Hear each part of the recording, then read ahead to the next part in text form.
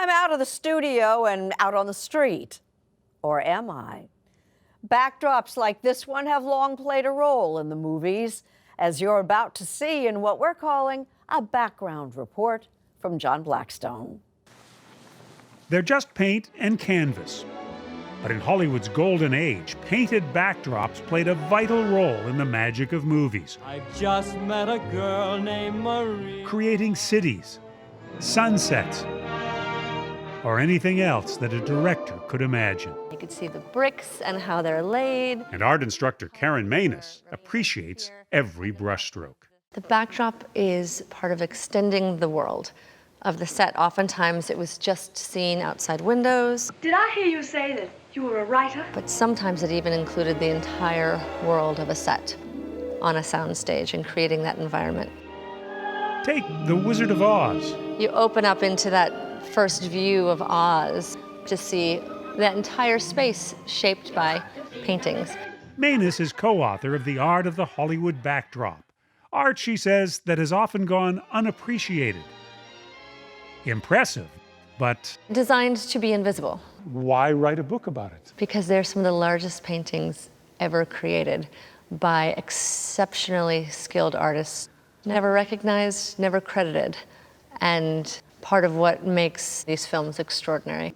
Many people may have paintings at home on the wall that family members have done. I have a bunch. Really big ones. Lynne Coakley's great-grandfather was a scenic artist for MGM in the 1930s. Her grandfather and father followed him into the business. Their backdrops, or backings as they're called in the industry, gave luster to movies like The Sound of Music. I'm stuck in a stand! They painted recreations of on-location settings that were sometimes just seen through doors and windows on a soundstage.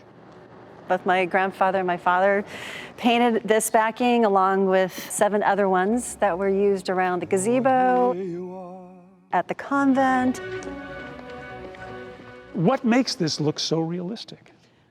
The textures, the details, you've got the correct perspective. It's just a really beautifully painted backing. In 1962, her family founded the J.C. Backings Corporation to paint and supply backdrops for movies and TV shows. They bought hundreds of backdrops from MGM, 20th Century Fox, and Disney. A lot of the studios in the 70s and the 80s just were getting rid of all of their backdrops. They just didn't want to have it anymore. One prized acquisition, the famous Mount Rushmore backdrop from North by Northwest. From down here, we can believe we're looking up at that mountain, at those heads. You want to climb it? Their backdrop from the 1959 movie Ben-Hur features a vista of ancient Rome. Will Rome see you again?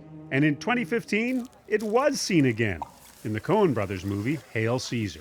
Backings are not happy when they're rolled up in a dark little spot down below in a storage warehouse.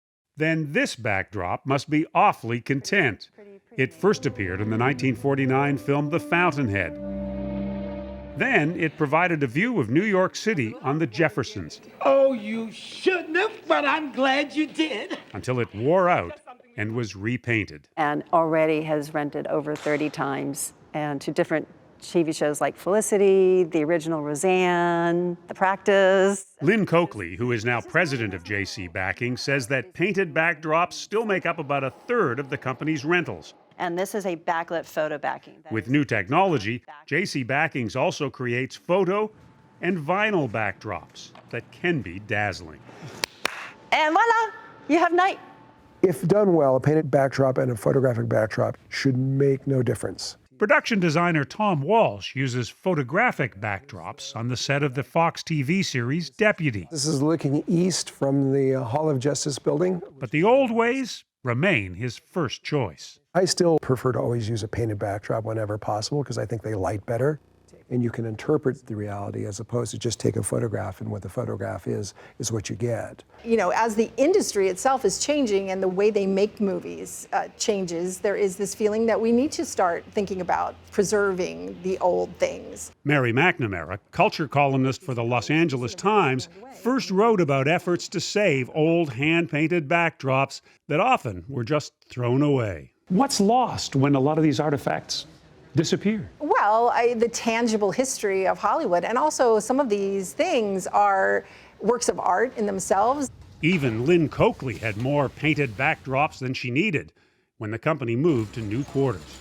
I had some backings I really didn't need to move. They had never rented, or they're so specific. Coakley told Tom Walsh about her dilemma. And so I said, well, you know, these are to be preserved. And then, of course, opening my big fat mouth, I realized, all right, how are you going to follow up on that? So Walsh created the Backdrop Recovery Project. With the help of Maness and Coakley, they cataloged more than 200 backdrops. We didn't know what we were going to get every time we opened up a backdrop. We weren't quite sure what it would be.